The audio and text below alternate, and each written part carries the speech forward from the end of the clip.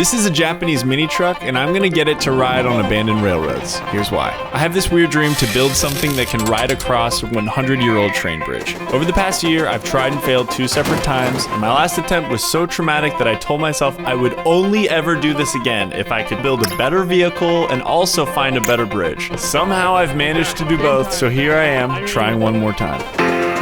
Deep in the canyons of Idaho is a 116-year-old forgotten giant known as the Half Moon Trestle Bridge.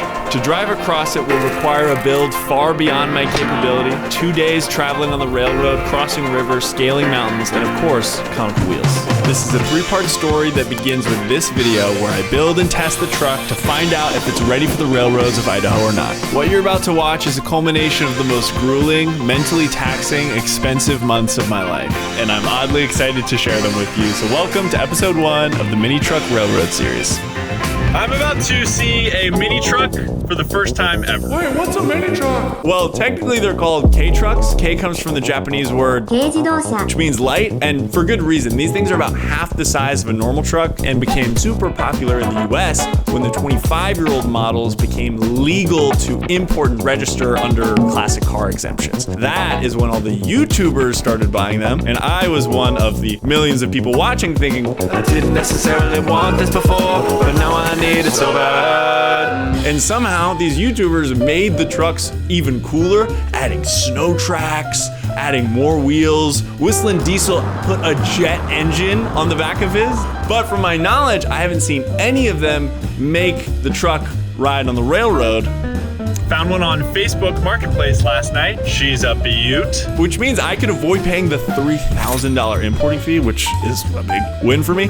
But I still had a big question, which was how wide is the truck? Everything online is telling me all of these different widths, so I'm driving 2 hours to measure this thing for myself. We know that if this car is actually going to fit on the rails, it has to be 56.5 inches wide. Oh my gosh. I've never seen one in real life.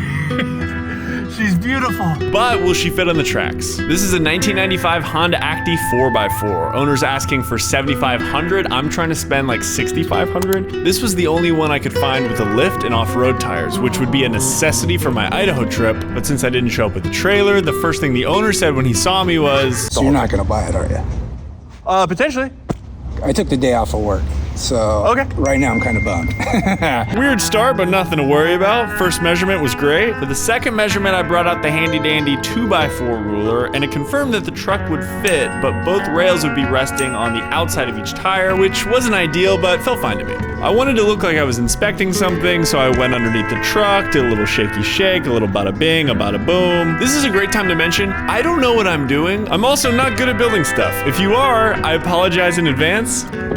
To make this sale even more interesting, the owner refused to let me test drive the truck. I don't think he believed I could drive stick, so he drove me around as I sat in the passenger side, which is on the left side since this was made in Japan.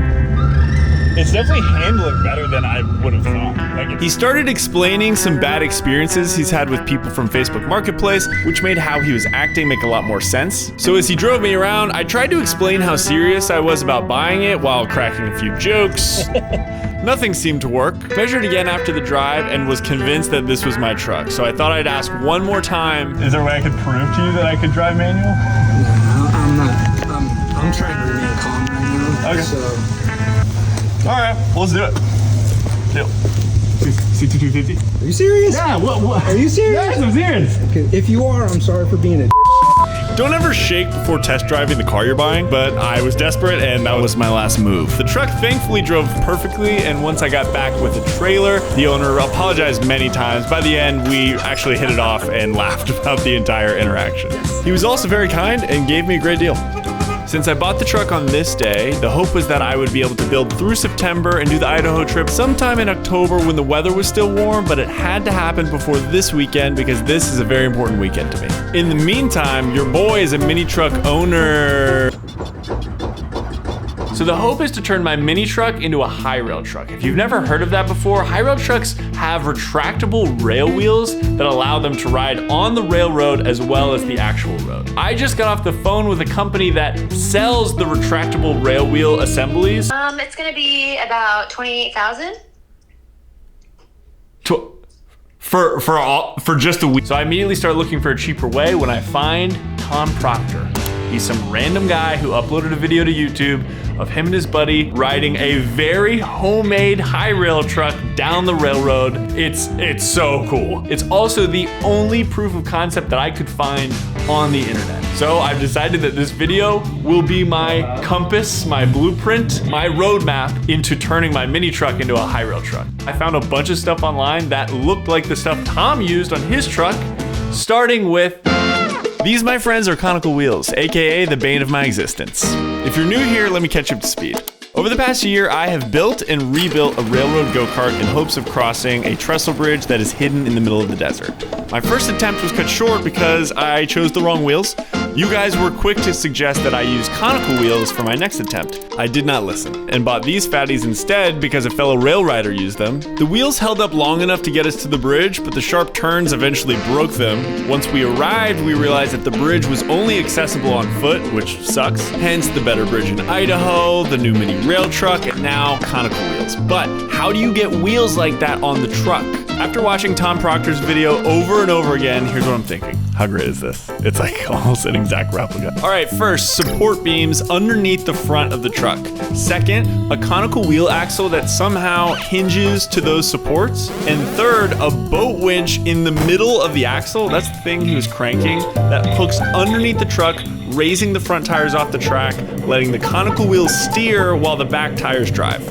I love stuff like this. But I've never built anything remotely like this in my life, so if I can figure it out, I'll be impressed with myself.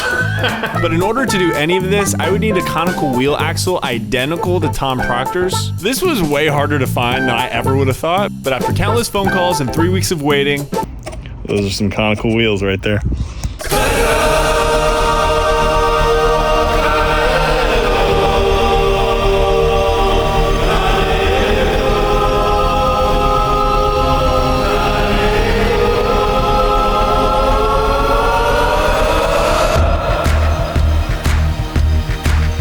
This was the beginning of what I didn't realize at the time would be a very long emotional journey of building and testing. But your boy was in the zone, making record time with no wasted effort whatsoever. I've been laying under here for a while because there's this thing here. I feel like I need to cut it off, but I don't know if you're really supposed to just take... So yeah, rip that thing off, then put in this flat hanging piece to hold the supports. Yes! Remember the supports? Well, these are some big boy supports. I don't know why I keep calling them supports.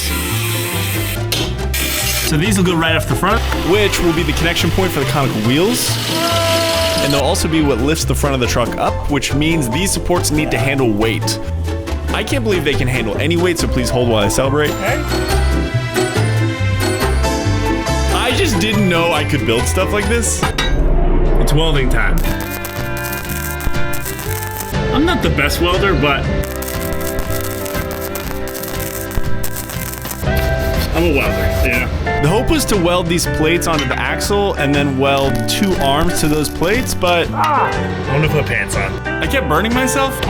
Pants. Now that grilled thighs were officially off the menu, it was time to move on to the next course, figuring out how to mount a boat winch to a train axle. This was actually an axle for railroad scaffolding. That's why there's all these pipes all over the axle to basically build out a huge scaffolding structure that you could roll on the railroad. I'm gonna use the middle pipes to mount the winch. Winch complete. But how would I get the winch to lift the whole truck up? Not sure. What I did know was our boy Tom Proctor made some DIY hinges so the wheels could go up and down. So I did a little drilling, hoping my mini truck could do the same thing. Sometimes I think if drilling were an Olympic sport, that I would definitely medal for my form. However, when it came to welding the legs onto the axle, I was not so confident. It's just one of those things I can't really mess up. It's just gotta be perfectly straight, perfectly aligned and flat and, you know, all the stuff. Knowing that all these welds are pretty permanent, I don't know where I found the confidence to start. But I sure started and didn't really stop until I think it's done. It makes me nervous. Because for this to work, the wheels have to be able to lift up. And they're not because of all this confident welding. It was pretty devastating knowing that the smartest move was to take it all apart and start over. This is my car jack. But you know what they say, the smartest move isn't always the only move. That is the stupidest thing I've ever said. I'm so sorry. Sometimes I do these voiceovers and like I'm surprised at what comes out of my mouth. Okay, so I use the car jack to bend the legs just enough so I can lift the wheels up, and to my disbelief, it worked. Would that haunt me later? Wasn't worried about it, because this was the last thing I had to install before test drive number 1. Last time I did this, a lot of stuff on the railroad. So this time, this sucker will be able to pull things out of the way. Hopefully I wired this the right way. I don't really know if it's...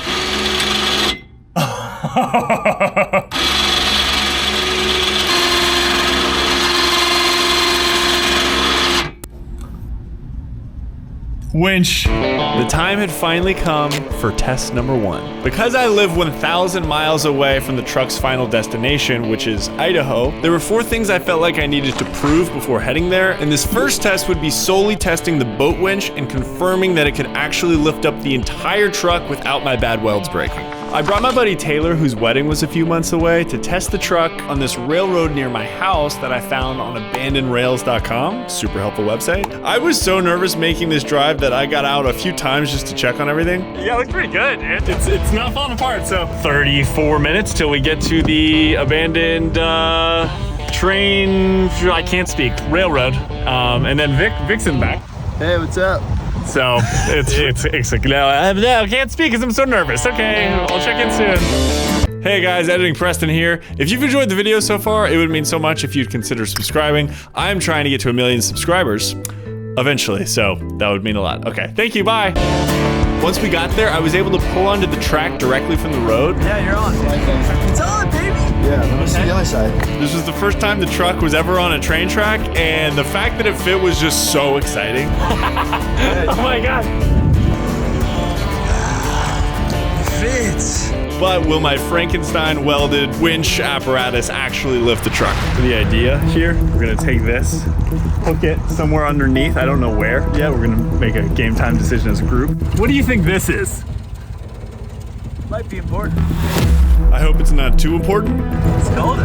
The hope here is that with each crank of the winch, that the front tires are slowly lifted off the track, just like Tom Proctor, and that the welds I did are strong enough to hold the weight of the entire truck. This is all in theory. I haven't done this before, so.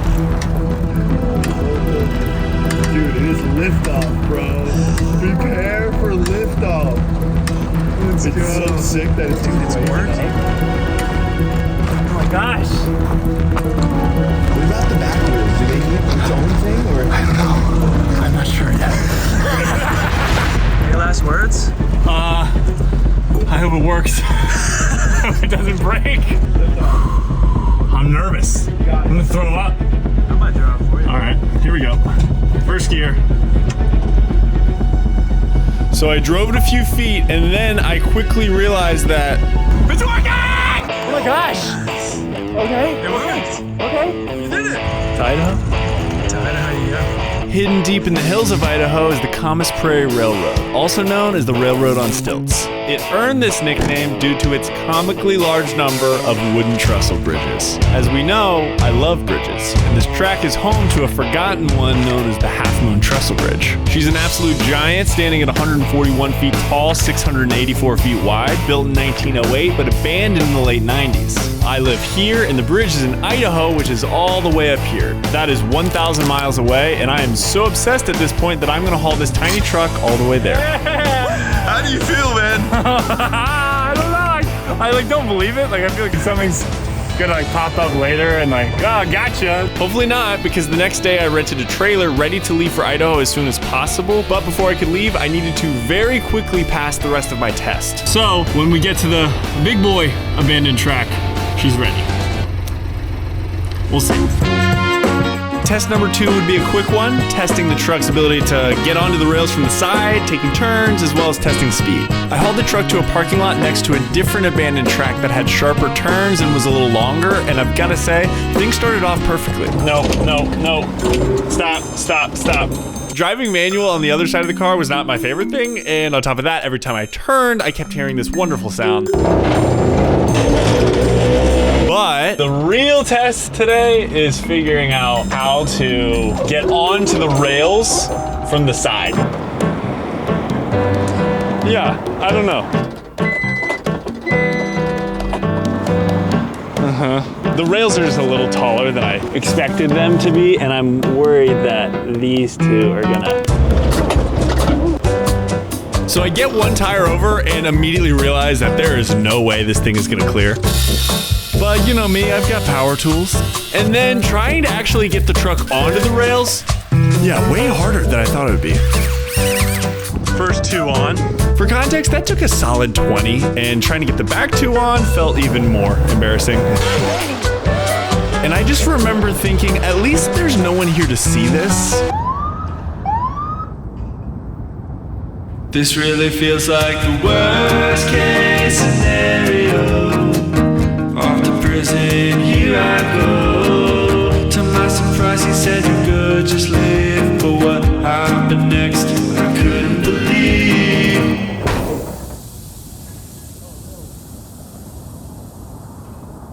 Just kidding, this is now the worst case scenario. I popped a tire without a spare, no. He's gonna give me a ticket, I know it. He's gonna give me a ticket, I know it. I'm good. Thank you, sir. Thanks, bro. Just kidding, this is now the best case scenario. You get the picture, I'm emotional. Yes, I called him bro, I don't know why I called him bro. I guess that means we're bros. That was a lot, okay. Someone saw me struggling and they called the cops. I wasn't ready for any of that.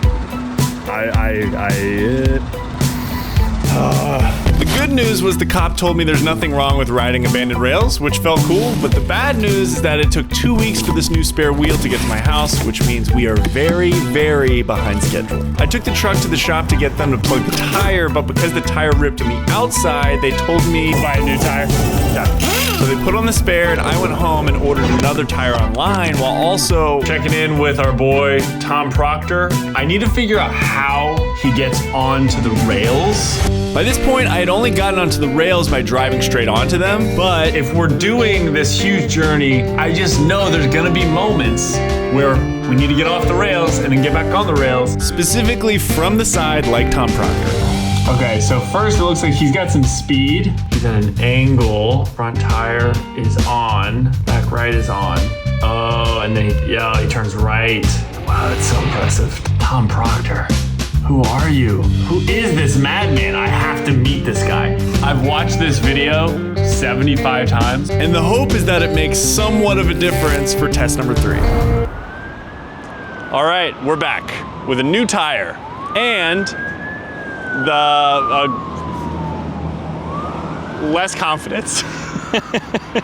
I will be attempting to get on the rails, get off the rails, and take a big turn coming up there. So this is a very abandoned railroad. It stinks, but using everything I learned from Tom Proctor, things are hopefully gonna start smelling a lot more like success. Pretty good. Now I just need a hard right, get this wheel up on that guy. If you're wondering why it looks so much easier when Tom did it, in this moment, so am I. Over and over, I tried to do exactly what he did, but I couldn't help but think that maybe my tiny tires and an engine 5.8 times smaller than his might explain why even doing this in 4-wheel drive wasn't cutting it. Come on. I feel like I almost had it that time. I can tell you now that I definitely didn't, but attempted this longer than I should have. Okay, what if? Eventually, and I'll be honest with you, I did lose my mind. Let's make the mini truck go on the railroad. Let's put the mini truck in the railroad. No one's ever done this before. I'll do it. I'll be the first person ever. The guy with no experience building anything, yeah. Hey, me again. Spoiler, This series pushes me a little further than I thought possible, and there were actually quite a few times where I considered just throwing in the towel, but remembered how many times this past year you guys have commented keep going, which is why I'm excited to officially launch the Keep Going hoodie. I think it's the perfect hoodie that will hopefully serve as a reminder for me and maybe some of you guys too that you've got what it takes to push through whatever you're facing. They're only available while the series is live, so get one while you can. I want you guys to have like a jersey for the YouTube channel, and that's what I think this is. Please tag me on Instagram. I'd love to see you wearing them. In the meantime, ramps. That's how I'm gonna get on the tracks. I don't know why I didn't think of that before. That's 4 ramps, baby. Cut to tomorrow. Are we still here? We shouldn't be here. We should be cut. I hope we have cut. The Honda Acti isn't supposed to have wheels this big, which makes it look really cool. But they also make turning nearly impossible. All that being said, I think I need to It's officially time to master the side mount. All right, today we got ramps. I also cut into all of the doors, so hopefully turning's a little easier.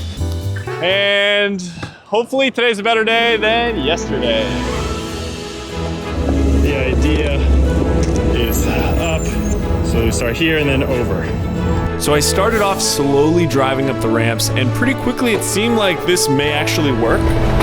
After getting all 4 wheels on the rails in under 30 seconds, I celebrated like a dad who just took the lead in cornhole. Oh yeah, come on baby, that's 4. Let's go 4. Don't move, don't move, don't move. 1, 2, 3, 4. Let's see if she can ride the tracks, I don't know. Turn. Oh, dang it. Dang it. And then the ramp process began again, but once I got all 4 wheels up for a second time, again, cornhole dad. 4, baby! I'm gonna back you up a little bit just in case I fulfill every dream I've had about this project in this very moment. For that to happen, I need to hit this straightaway and the big turn up ahead without falling off. Really? Really, really, really? Oh. No way! Oh. And now this turn up ahead is the only thing standing between me and Idaho. As long as all 4 wheels stay on the track, this truck will be ready for Idaho. All right, back wheel fell off. So yeah, I obviously need the truck to be able to take turns if I want to do this 2-day journey, which is why this moment was truly a breaking point for me. You're really annoying, huh? You know that? The back wheels fell off. The front wheel stayed on because conical boys. So I guess we need some more conical boys in the back, I think. You know the worst part about this whole bit I'm doing? I don't even know if that's the truth. I don't even know if that's the right move. I don't know. I'm pissed. So at this point, I have spent over $7,000, my most expensive project to date. And I sat there racking my brain, trying to think of a way to get the truck to turn without spending more money. You sound stressed. I'm very stressed. It hurts my stomach thinking about all of the money I'm gonna have to spend. I don't even know if the idea I have for the additional conical wheels on the back works. This is real stakes. You're not making it up. Mm-hmm. And you have to make a decision right now. Do you send it now while there's still good weather? Or rebuild, spend more money, add more conical wheels, and just hope that the weather holds. How much more is this? $1,700. Oof. We're in episode 1 right now. Oh, are we? This is only episode 1. Do you think so? What's up, episode 1? What's up, you guys? How you guys doing? I'm hating this episode. How are you? Are you enjoying it? I think you know what you need to do. It just sucks. I know. Okay, I bought it. Nice. I'd have 12 days until the new wheels arrive, and since our boy Tommy P only had wheels in the front, hopefully that would be enough time for me to figure this out on my own. The idea was to build some sort of bumper thing that could support the wheels, rotate, and also sit on top of the bed of the truck. Now the plan, I guess, is to weld this little bumper onto the back of this girl, and then figure out how to get conical wheels onto it somehow. So... Ow!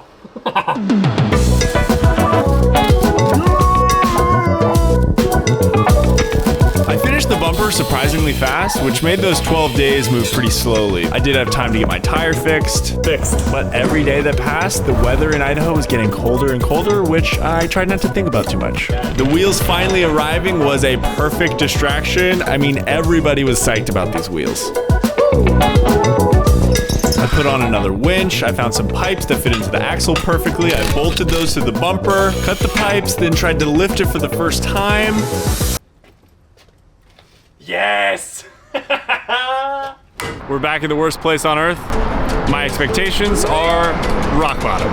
There's only one way to find out if I just wasted 2 weeks of my life, so.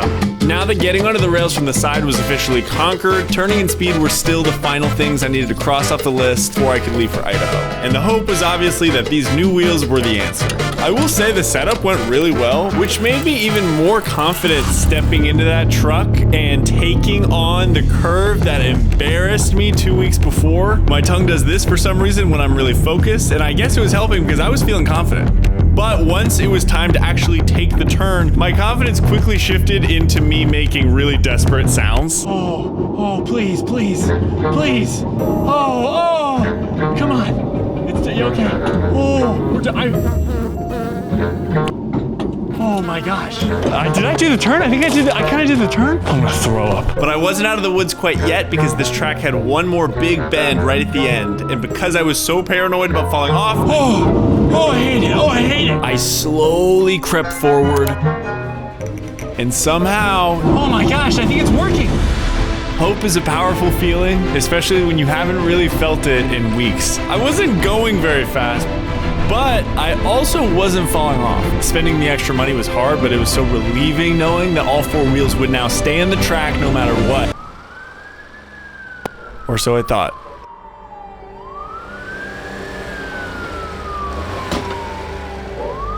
I also got stuck. And yeah, after countless weeks of trying and failing, I can say that this moment was me at my absolute lowest.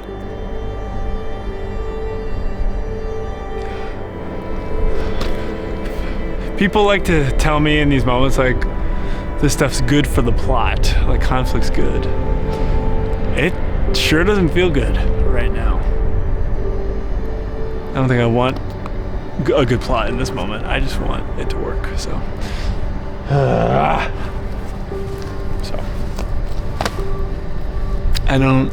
I'm losing my mind. Losing it. Okay, great.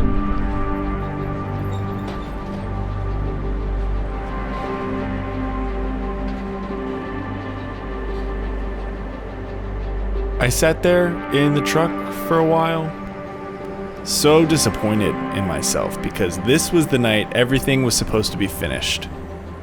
My next 7 days were booked with normal life stuff, which meant I was not going to be able to work on it anymore. And I honestly just felt silly for caring so much. So then to voluntarily step away from this problem that I was so obsessed with that I still hadn't solved, yeah, it was painful. But I can tell you now that giving the dream a little room to breathe, no matter how silly that dream is, I think it's always a good thing. So I went to my buddy's wedding, cried my eyes out. I helped plan a trip for a group of my college friends that I don't get to see nearly enough. They're all wearing blindfolds because we told them to fly to Canada without telling them what we were doing there. None of us had ever bungee jumped before, and I personally wasn't thinking about my mini truck at all. And of course, like clockwork, the solution just kind of came to me when we were all hanging out.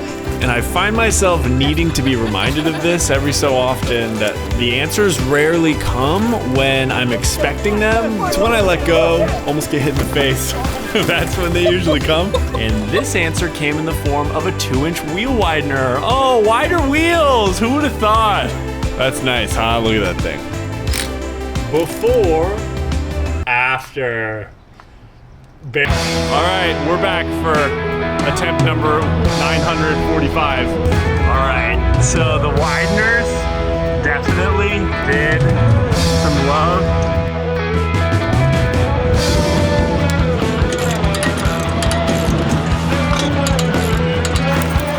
All right, you know the rules.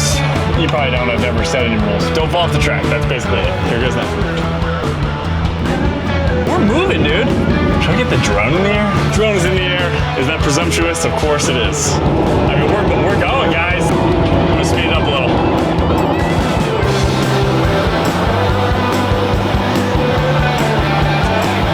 It's working. It's working. It's working. It like really worked. Oh, what's I don't think I can. Wow. We're going backwards. Oh, yes. Oh my gosh. Ladies and gentlemen, we have liftoff.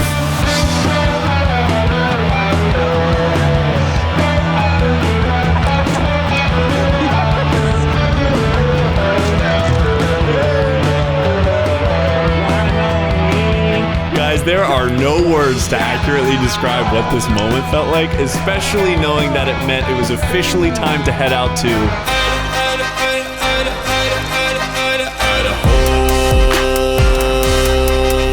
Idaho, with a minute truck,